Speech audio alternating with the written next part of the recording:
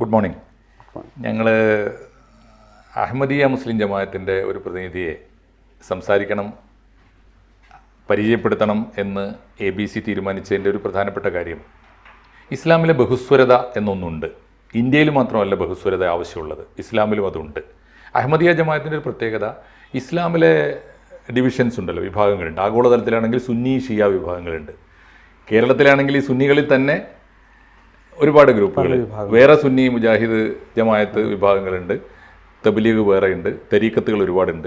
ഞാൻ മനസ്സിലാക്കിയെടുത്തോളം നമ്മുടെ മലപ്പുറം ജില്ലയിൽ മാത്രം 15 വിഭാഗമെങ്കിലും മുസ്ലിങ്ങളുണ്ട്. ഇവരുടെ ഒക്കെ ഒരു പൊതുശത്രുവായിട്ട് ആഗോളതലത്തിലും ദേശീയ തലത്തിലും കേരളത്തിലും ഒക്കെ തന്നെ അഹമ്മദിയാക്കളെ മുസ്ലിങ്ങളുടെ ഒരു പൊതുശത്രുവായി വിലയിരുത്തപ്പെടുന്നുണ്ട്. എന്താണ് അതിൻ്റെ അടിത്തറ? യഥാർത്ഥത്തിൽ നമ്മൾ നോക്കുകയാണെങ്കിൽ ഇപ്പോൾ നേരത്തെ സാറ് പറഞ്ഞതുപോലെ മുസ്ലിങ്ങളുടെ ഉള്ളിൽ തന്നെ പല തരത്തിലുള്ള അഭിപ്രായ വ്യത്യാസങ്ങളുണ്ട്. പക്ഷേ അടിസ്ഥാനപരമായി അഹമ്മദികളുമായിട്ടുള്ള അഭിപ്രായ വ്യത്യാസം എന്ന് പറയുന്നത് ഈ അവസാന കാലഘട്ടത്തിൽ ഇസ്ലാം അധപ്പതിക്കുമെന്നും അതിൻ്റെ യഥാർത്ഥ അധ്യാപനങ്ങളിൽ നിന്ന് വ്യതിചലിക്കുമെന്നും ആ സമയത്ത് ഒരു പരിഷ്കർത്താവ് വരുമെന്നും ആ പരിഷ്കർത്താവിനെ മസീഹ് ഇബ്നു മറിയം എന്ന പേരിലാണ് മുസ്ലിങ്ങൾ പ്രതീക്ഷിച്ചു കൊണ്ടിരിക്കുന്നത്. അപ്പോൾ ആ വരുന്ന പരിഷ്കർത്താവ് ആരാണ് എന്ന കാര്യത്തിലാണ് തർക്കമുള്ളത്. അപ്പോൾ അങ്ങനെ ഒരു പരിഷ്കർത്താവ് വരുമെന്നും ആ പരിഷ്കർത്താവ് നബി ആയിക്കൊണ്ടായിരിക്കും വരിക എന്നും പ്രവാചകനായിരിക്കുമെന്ന് എല്ലാ മുസ്ലിങ്ങളും വിശ്വസിക്കുന്ന കാര്യമാണ്. പക്ഷേ ആ വരുന്ന പരിഷ്കർത്താവ് പൊതുവിൽ മറ്റ് അഹമ്മദികളല്ലാത്ത, അഹമ്മദിയ മുസ്ലിം ജമാഅത്തിൽപ്പെടാത്ത മറ്റു മുസ്ലിങ്ങൾ വിശ്വസിക്കുന്ന 2000 വർഷം മുമ്പ് വന്ന ഈസബിനു മറിയം എന്ന് പറയുന്ന പ്രവാചകൻ, ആ പ്രവാചകൻ ഇപ്പോഴും ആകാശത്ത് ജീവിച്ചിരിപ്പുണ്ട്. ആ പ്രവാചകൻ വീണ്ടും വരും, എന്നിട്ട് ഞങ്ങളുടെ പരിഷ്കരണ പ്രവർത്തനങ്ങൾ നടത്തുമെന്നുള്ളതാണ്. അഹമ്മദിയ ജമാഅത്ത് പറയുന്നത് അങ്ങനെയല്ല. ഈ ഭൂമിയിൽ നിന്ന് തന്നെ ഈ മസീഹ് ഇബ്നു മറിയമിനെ പോലെ, ഈസാ നബിയെ പോലുള്ള ഒരു പ്രവാചകൻ ഈ ഭൂമിയിൽ നിന്ന് തന്നെ വരും. അങ്ങനെ അങ്ങനെ ഒരു പ്രവചനം നടത്തിയിട്ട്, പ്രവാചകൻ നടത്തിയ പ്രവചനം പുലർന്നിരിക്കുന്നു. ആ പ്രവചനം അഹമ്മദിയ മുസ്ലിം ജമാഅത്തിൻ്റെ സ്ഥാപകരായ ഹസ്രത്ത് മിർസ ഗുലാം മുഹമ്മദ് ഖാദിയാനിയിലൂടെ പൂർത്തിയായിരിക്കുന്നു എന്ന് വിശ്വസിക്കുന്നു. അപ്പോൾ ഒരാൾ വരും എന്നുള്ള കാര്യത്തിൽ മുസ്ലിങ്ങൾ തർക്കമല്ല. വരുന്ന ആൾ ആരാണ് എന്ന കാര്യത്തിലാണ് അഹമ്മദികളും മറ്റുള്ളവരും തമ്മിൽ വ്യത്യാസമുള്ളത്. പ്രവാചകനാണോ പ്രബോധകനാണോ, എന്താണ്? പ്രവാചകനാണോ പരിഷ്കർത്താവാണോ?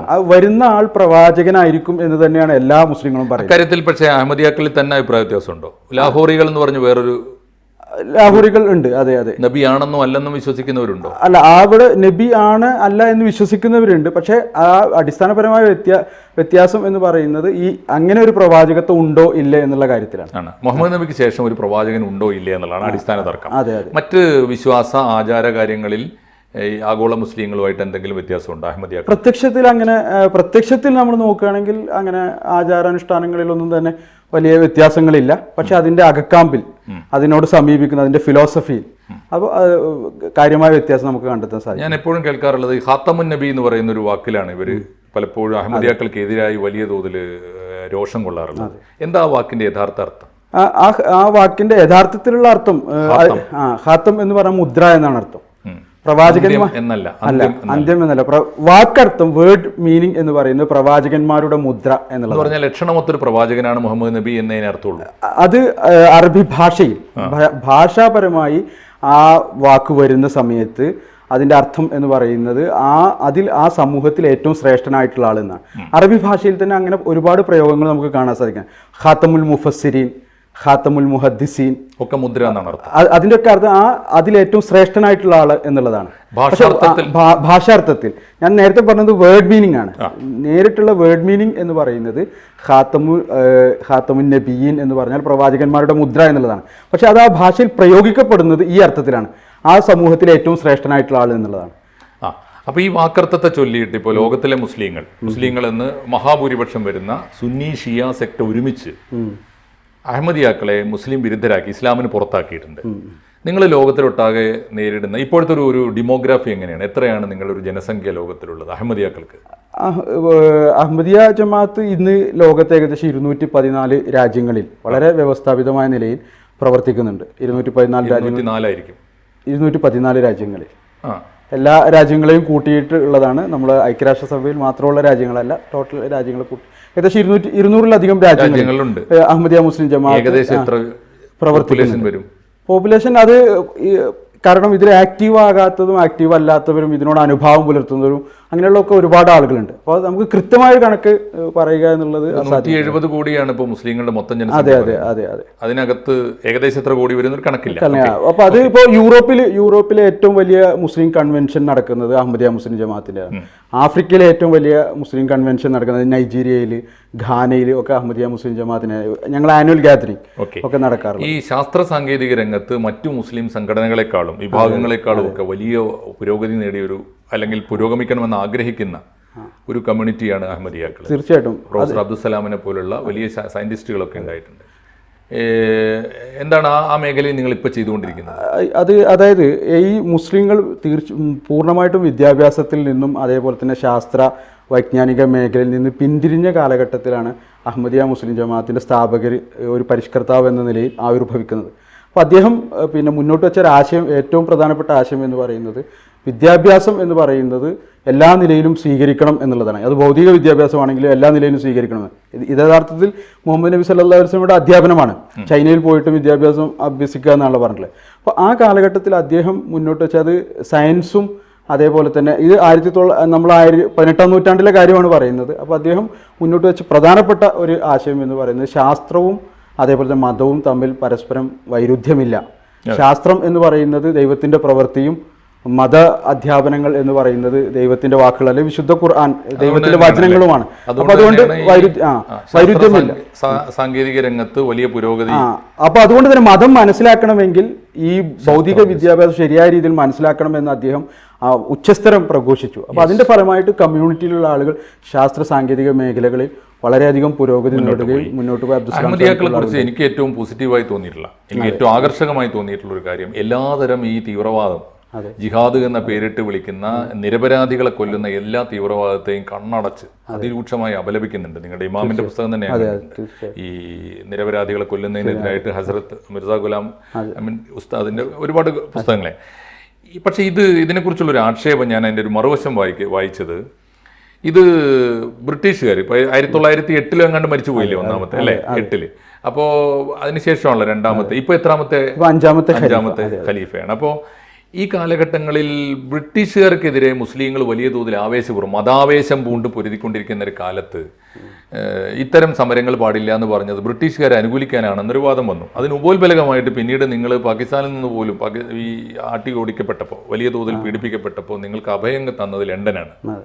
അത് രണ്ടും ചേർത്ത് പറയുന്നുണ്ട്. എന്ന് വെച്ചാൽ നിങ്ങളൊരു സാമ്രാജ്യത്വ പക്ഷപാതികളാണ് എന്ന് പറയുന്നുണ്ട്. എങ്ങനെയാണ് അഹമ്മദിയ ജമാഅത്ത് അതിനെ കാണുന്നത്?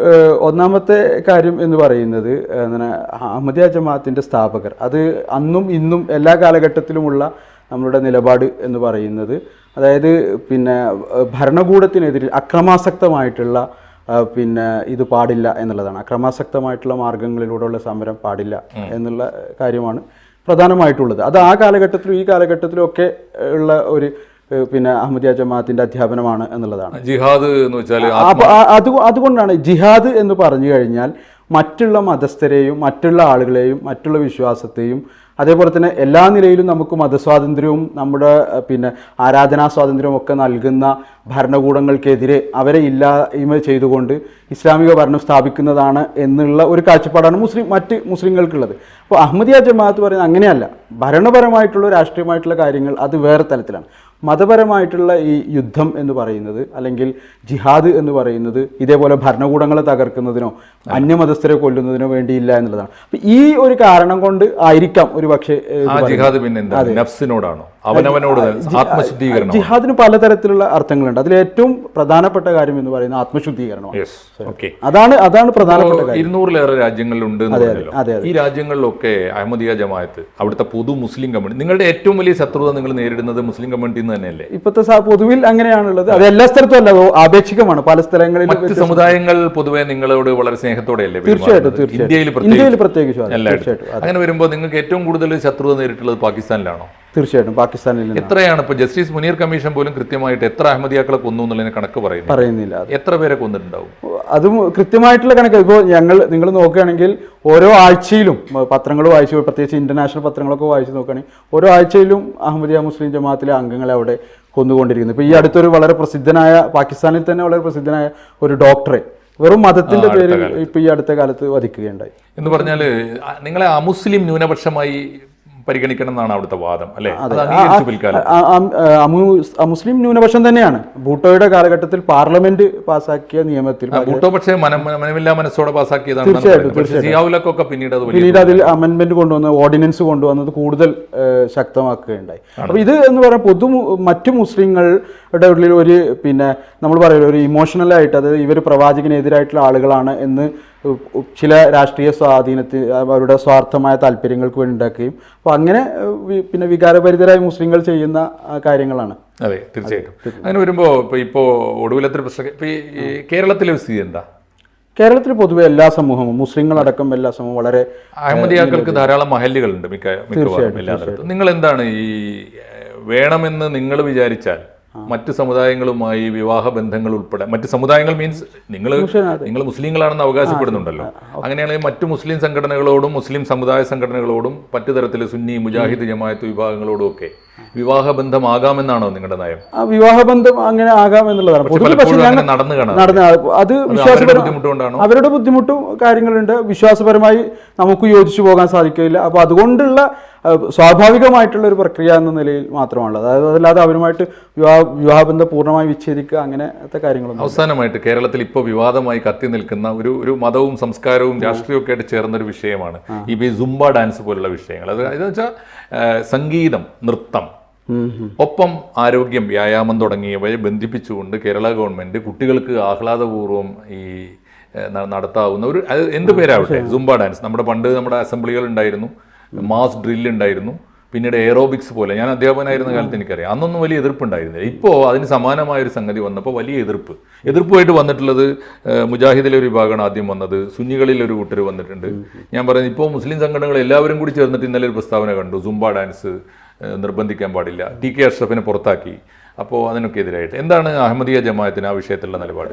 ഫസ്റ്റ് ഓഫ് ഓൾ എനിക്ക് അറിയേണ്ടത് കല, സാഹിത്യം, സംസ്കാരം, സംഗീതം തുടങ്ങിയ സംഗതികളോടുള്ള സമീപനം. ഈ ഇത്തരത്തിലുള്ള വിവാദങ്ങൾ സമൂഹത്തിൽ ഇടയ്ക്കിടയ്ക്ക് ഉണ്ടായിക്കൊണ്ടിരിക്കാറുണ്ട്. പക്ഷേ അഹമ്മദിയ മുസ്ലിം ജമാഅത്തിൻ്റെ തന്നെ യഥാർത്ഥ ഇസ്ലാമിക അധ്യാപനങ്ങൾ ഈ ലോകത്ത് വീണ്ടും സ്ഥാപിക്കുന്നതിന് വേണ്ടി വന്നിരിക്കുന്നു എന്നുള്ളതാണ് അഹമ്മദിയ മുസ്ലിം ജമാഅത്തിൻ്റെ സ്ഥാപകരുടെ വാദം. അപ്പോൾ അത് എന്ന് പറയുന്നത് പൂർണ്ണമായിട്ടും മനുഷ്യനെ ദൈവവുമായി ബന്ധിപ്പിക്കുക, അതോടൊപ്പം തന്നെ മനുഷ്യനെ സമസൃഷ്ടികളോടുള്ള അവരുടെ കർത്തവ്യങ്ങൾ നിർവഹിക്കുന്നവരാക്കി അവരെ മാറ്റുക എന്നുള്ളതാണ്. അപ്പോൾ അങ്ങനെയുള്ള ഈ ഒരു സമയത്ത് അഹമ്മദിയ ജമാഅത്തിൻ്റെ സ്ഥാപകർ തന്നെ പറഞ്ഞിരിക്കുന്നത്, ഞാൻ വന്നിരിക്കുന്നത് രണ്ട് കാര്യങ്ങൾ കൊണ്ടാണ്. ഒന്ന്, മനുഷ്യനെ ദൈവവുമായിട്ട് അടുപ്പിക്കുക, അല്ലെങ്കിൽ ദൈവത്തോടുള്ള കടമകൾ നിറവേറ്റുന്നവരാക്കുക.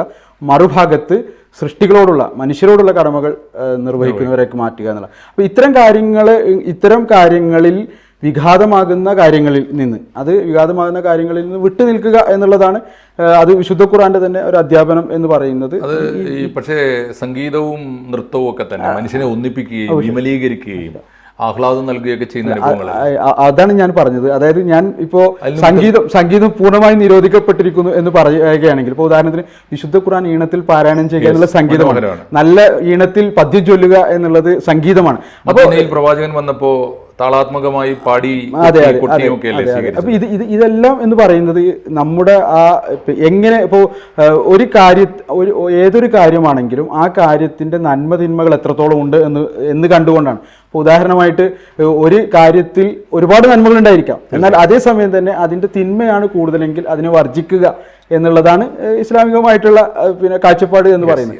അപ്പോൾ അതേപോലെ തന്നെ ഒരു കാര്യം നന്മയായിട്ടുള്ള കാര്യമാണ്, പക്ഷെ അത് നമ്മെ തിന്മയിലേക്ക്, അതിന്റെ ആത്യന്തികമായിട്ടുള്ള ഫലം എന്ന് പറയുന്നത് നമ്മെ തെറ്റായ കാര്യങ്ങളിലേക്കാണ് കൊണ്ടെത്തിക്കുന്നത്. ശാരീരിക ആരോഗ്യത്തിനും മാനസിക ആരോഗ്യത്തിനും ഗുണകരമായ ഇത്തരം സംഗീത നൃത്താദികൾ നമ്മുടെ സ്കൂളുകളിൽ വന്നാൽ അത് ഗുണകരമാണെന്നിരിക്കെ അത് അപകടമല്ല എന്നാണ്.